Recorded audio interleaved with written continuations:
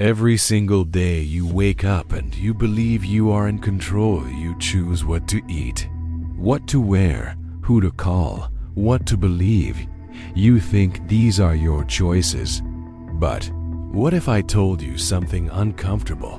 What if the things you think you chose were already chosen for you, not by force, not by someone holding a weapon to your head, but by something quieter, something far more sophisticated, something invisible there?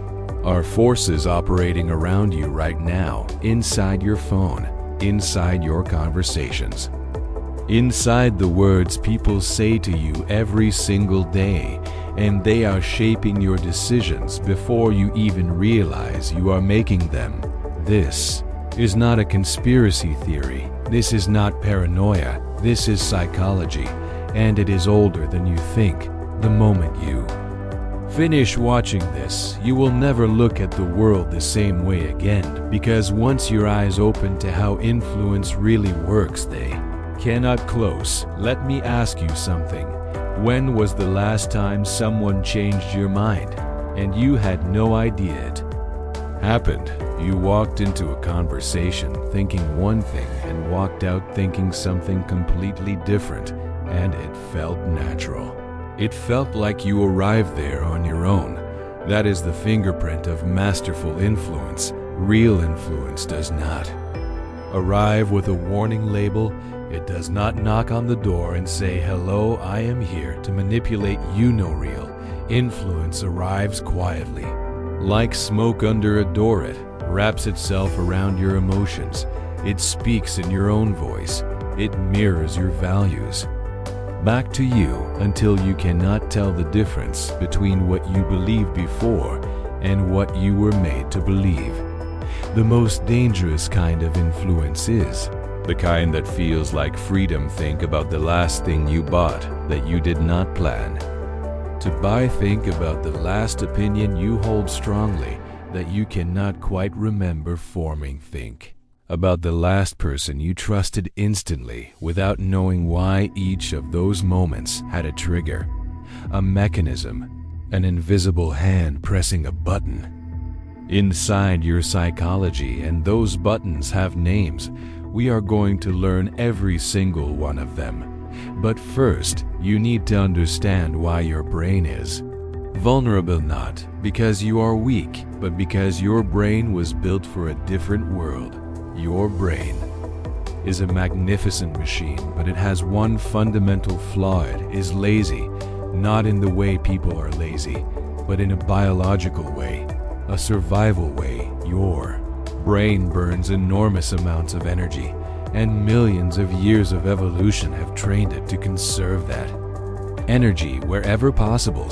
So your brain invented something remarkable: shortcuts, mental shortcuts, automatic responses, pre-programmed reactions that activate before conscious thought even gets involved. Psychologists call them heuristics, cognitive biases, mental shortcuts, and they work beautifully in a simple world. If two mental shortcuts, you see a dark shadow move in the bushes, your body reacts before your mind can analyze the situation. That shortcut saved your ancestors from predators, but here is the problem: you no longer live in the bush. You live in a world designed by people who have studied your shortcuts, who have mapped your biases, who have spent billions of dollars learning exactly which buttons to press and in which order to make you feel, think, and do what they want. Let me give you an example that will stay with you. Imagine you walk into a store. You are looking for headphones. You see three options. One costs $40, one costs $150, one costs $400. You were not planning to spend $150, but suddenly it feels like the reasonable choice, the smart choice, the middle ground. No one forced you. No one pressured you, but someone set up that shelf knowing exactly how your brain would Respond. That is called the anchoring effect, and it is just one of dozens of invisible forces operating on your mind right now. Whereas another one, you are scrolling through your phone. You see a news headline, something alarming, something that triggers fear. Your brain lights up. Fear is a survival signal. Your attention locks onto it, and that article gets your click, gets your time, gets your emotional energy. Was that an accident? No, headlines are engineered to trigger your threat detection system because your brain cannot ignore a threat. It was never designed to, and here is perhaps the most unsettling one. When you are in a state of emotional arousal, when you are excited, afraid, angry, or deeply attracted to something, your rational brain goes offline. Not partially, significantly, the part of your brain responsible for logic, long-term thinking, and consequence evaluation, it shrinks in influence the moment strong emotion enters the room, and every master of influence knows this, which is why they do not appeal to your logic first. They appeal to your emotions first, always so. Before we talk about the specific triggers they use, you need to hold on to this truth. Your brain is not broken, but it is predictable, and predictability is a vulnerability. In 1984, a psychologist named Robert Cialdini published a book that changed everything. He had spent years going undercover inside sales organizations, inside advertising agencies, inside fundraising groups, inside cults, and he discovered something remarkable beneath all the complexity of human persuasion. There were just 6 core triggers, 6 psychological switches, and once you know them, you will see them everywhere. TRGER. 1. Social PROF. There is a question your brain asks constantly. It does not ask it out loud. You never hear it consciously, but it runs in the background of almost every decision you make. What are other people doing? Your brain uses other people as a compass, as evidence, as proof that something is safe or valuable or worth your attention. This is called social proof, and it is one of the most ancient mechanisms in human psychology. Because for most of human history, following the group kept you alive. If everyone in the tribe ran, you ran. If everyone in the tribe avoided a certain plant, you avoided it. The individual who ignored social signals and acted purely on their own logic often did not survive long enough to pass on their genes. So your brain learned copy the crowd, trust the group, follow the herd, and now in the modern world that ancient program is being exploited every single second. When you see 5,000 reviews on a product, your brain relaxes. When you see the words bestseller or most popular or join 3 million others, something inside you says this must be good. When everyone around you seems to hold a certain belief, questioning, it starts to feel dangerous, lonely, like standing outside in the cold. Social proof does not ask for your logic, it speaks directly to something much deeper, your fear of being alone. TRIGGER.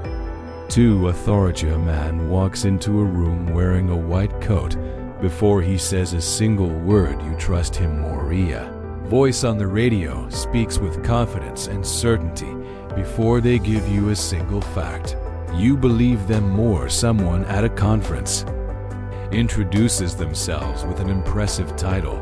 Before you have evaluated their actual ideas, you give their words more weight. This is the authority trigger, and it is terrifyingly easy to manufacture. In a famous experiment, a researcher named Stanley Milgram discovered that ordinary people, good people, people with no violent tendencies whatsoever, would administer what they believed were dangerous electric shocks to strangers simply because a man in a lab coat told them to. Not a man with a weapon, not a man with power over their lives, just a man in a coat holding a clipboard.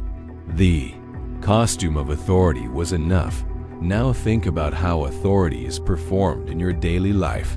The confident voice on the news, the expert panel assembled to validate a product, the influencer surrounded by the symbols of success, the politician who speaks with absolute certainty about things no one can be certain of. Authority is a costume. Once you know that, you start asking the right question, not does this person seem like an authority, but what is the actual evidence behind what they are saying? Those are very different questions. Only 3 seats remaining. This offer expires at midnight limited edition. Once it is gone, it is gone.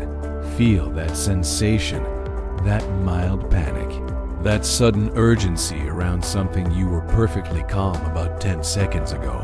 That is scarcity, and it is. Ancient resources were genuinely scarce for most of human history. Food shelter mates territory.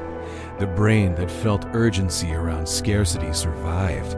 The brain that said, I will get to that tomorrow, sometimes did not. So your brain is wired to place higher value on things that might disappear, and the architects of modern influence know this with surgical precision. Airlines show you only 2 seats left at this price. Do they always have 2 seats left? No. Are the prices about to change sometimes? Often not, but the urgency is real. The anxiety is real.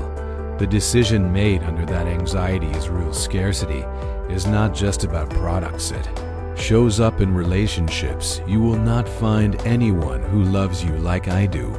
That is scarcity manipulation. It shows up in ideology. This is your last chance to be on the right side of history. That is scarcity manipulation. It shows up in time. You do not have long to make this decision. That is scarcity manipulation. Whenever you feel sudden urgency around a decision that was not urgent before, stop. Ask yourself, who benefits from my urgency right now? Yar ggr for a risky ity. Someone does something nice for you, something unexpected, something you did not ask for. A gift arrives.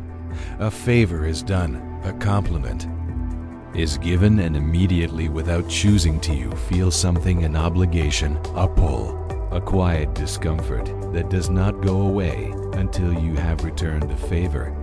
This is reciprocity, and it may be the most deeply embedded trigger in all of human social psychology, because human civilization was built on it. Exchange, cooperation. I help you, you help me. We both survive better than we would alone. Reciprocity is the invisible glue of human society, and it is one of the most frequently weaponized triggers in existence. The salesperson who spends 45 minutes giving you a consultation before presenting the offer. The cult that sends you a flower at the airport before asking for a donation.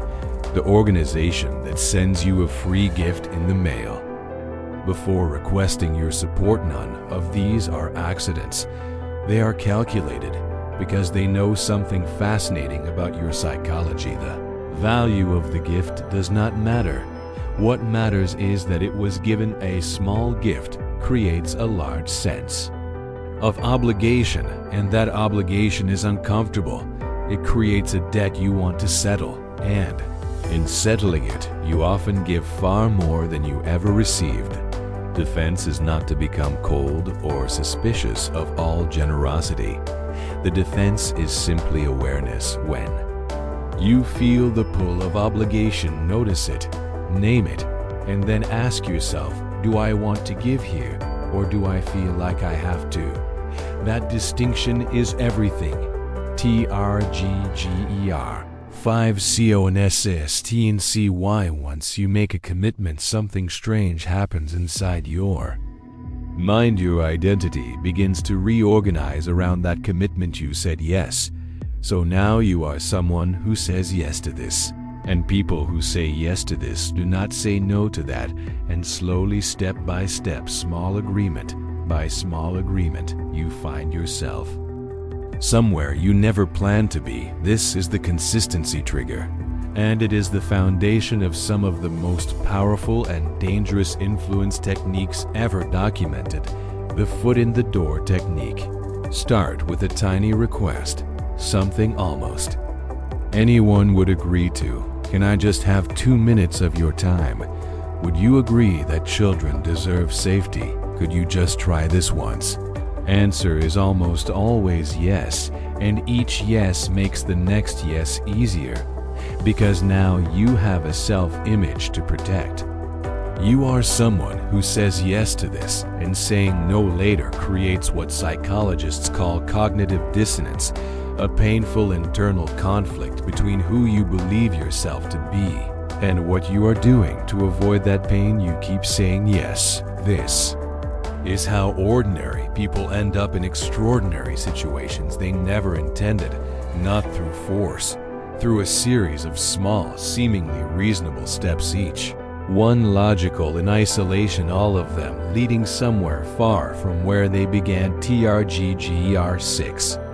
LIKINGR as a truth so simple it seems almost too simple. We are more likely to be influenced by people we like, not people who are correct, not people who have evidence, not people with the best logic. People we like, we trust attractive people more. Not because attractiveness correlates with honesty, it does not, but because your brain has absorbed years of cultural programming that associates physical appeal with competence and goodness. We trust people who are similar to us, who share our values, our humor, our background, our language. We trust people who make us feel good, and the most sophisticated manipulators in the world understand this deeply. They study you before they approach you. They learn your values, your dreams, your fears, your language, and then they become a mirror. They reflect you back to yourself, and you see yourself in them, and you trust them, because trusting them feels like trusting yourself. Here is where we enter dangerous territory. Everything I described so far, the 6 triggers, they are not inherently a vila doctor using authority to encourage a patient to take life-saving medication. That is influence, a charity using social proof to show that thousands of people support a cause. That is influence, a teacher using consistency to help a student build good habits. That is influence. Influence at its core is simply communication that moves people.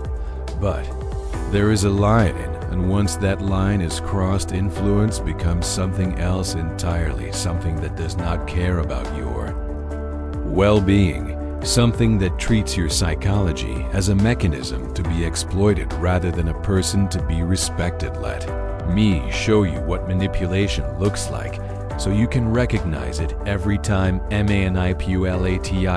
Tactic 1. Emotional PRES.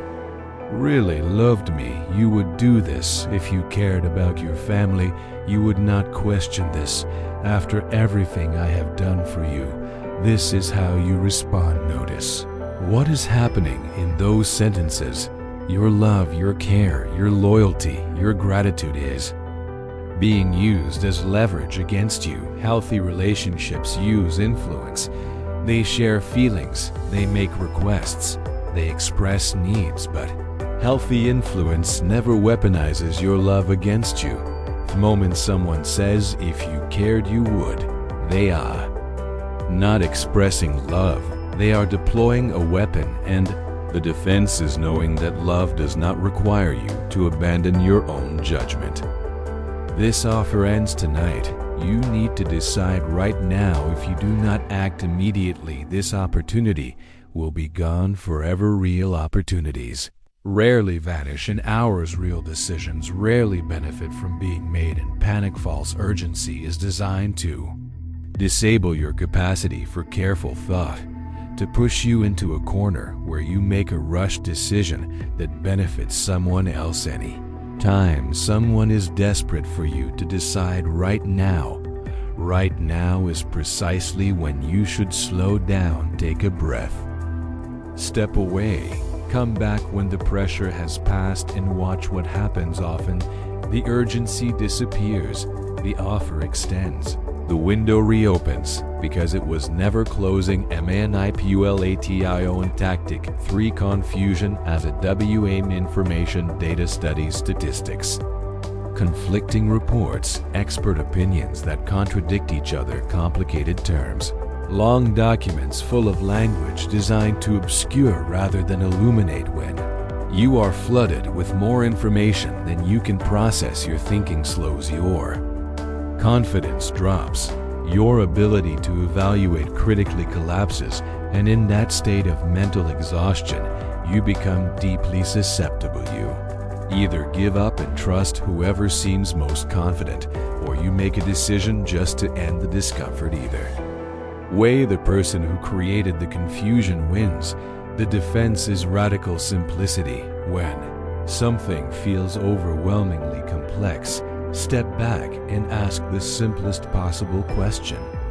What is actually being asked of me here? Strip away the noise, find the core. Request, evaluate, that alone. A manipulation tactic 4 validation terapes. We all need to feel seen, valued, understood. That is not a weakness. That is a human need, but the manipulation of that need is one of the most devastating tactics in existence. It works like this. Someone identifies your need for approval, for belonging, for feeling special, and they give it to you. Abundantly, overwhelmingly, you are the only one who truly understands. I have never met anyone like you. You are extraordinary, different from everyone else, and it feels incredible, like sunlight after months of cold, and then slowly the approval becomes conditional. It is withdrawn when you disagree, returned when you comply, and you find yourself adjusting your behavior, your opinions, your values, not because you were threatened, but because you cannot bear to lose that feeling. This is how validation traps work, and they are found in cults, in abusive relationships, in certain workplaces, in political movements. The key is this: real appreciation does not disappear the moment you disagree. If someone's warmth toward you is directly tied to your compliance with their wishes, that warmth was never about you. A manipulation tactic 5 rewriting realite. This is the darkest one. It does not happen overnight. It happens in small moments, over weeks, over months. Someone challenges your memory that never happened. You are imagining things. You are too sensitive. No one else sees it that way. Over time, you begin to doubt yourself, your perceptions, your judgment, and when you doubt your own mind, you become entirely dependent on theirs. This is called gaslighting, and it is not just something that happens in dramatic movies. It happens in quiet rooms, in normal-seeming relationships, in offices and families and communities. Around the world, the protection against it is memory documentation community. If your perception of reality is being consistently challenged by one person while everyone else in your life seems to agree with your experience, trust that information, because reality is not a negotiation. Now we arrive at the part that matters most, because information about manipulation without tools for protection is just fear without resolution. So let us talk about what actually works, not complicated techniques, not paranoid hypervigilance. Submit deceptively simple. The pause, the single most powerful defense against influence and manipulation, is the gap between stimulus and response. Something happens, you feel pressure, you feel urgency, you feel an emotional pull, and instead of reacting, you pause even for 30 seconds. In that gap, your rational mind has time to rejoin the conversation. The emotion is still there, but now you can observe it rather than be controlled by it, and from that position of observation you can ask, why am I feeling pressure right now? Not is the pressure real, but why is it here? Who does it serve? What is it asking me to do that? Question alone dissolves most manipulation on contact, because manipulation relies on your reaction. It cannot survive your reflection. Here is another practice. Separate emotion from decision. When you feel strongly about something, name the emotion first. Out loud, if possible. I am feeling afraid right now. I am feeling like I will miss out. I am feeling guilty. Naming the emotion does something remarkable. It creates a slight distance between you and the feeling. It moves you from being inside the emotion to observing it, and from that slight distance you have access to something. Powerful choice. Here is a third practice. Develop a relationship with slowness. The modern world rewards speed. Fast decisions, instant reactions, hot takes, immediate responses. But speed is the enemy of wisdom. The most consequential decisions in your life deserve time. Sleep on them. Walk away. Come back. Real opportunities wait. Real love does not require instant decisions. Real truth does not demand that you accept it before you have evaluated it. Anything that cannot survive your careful consideration probably should not survive it. In one final practice, build anchors. Know what you value deeply. Specifically, write it down somewhere you can revisit, because the most sophisticated manipulation does not attack your values directly. It slowly reframes reality until your values start to feel like they point in a different direction. When you know your values with precision, you have a compass, and compasses do not get lost. Here is something important to hold on to. Influence is not the enemy. You influence people every day. Every conversation you have moves the people in it. Every word you choose, every silence you keep, every story you tell. That is not manipulation. That is being human. The difference between influence and manipulation is not the technique, it is the intention. Influence that is honest, that is transparent about what it wants, that leaves the other person better for the interaction, that respects the other person's right to say no. That is not manipulation. That is connection, leadership, communication. Love. Manipulation is influence that hides its intentions, that exploits rather than serves.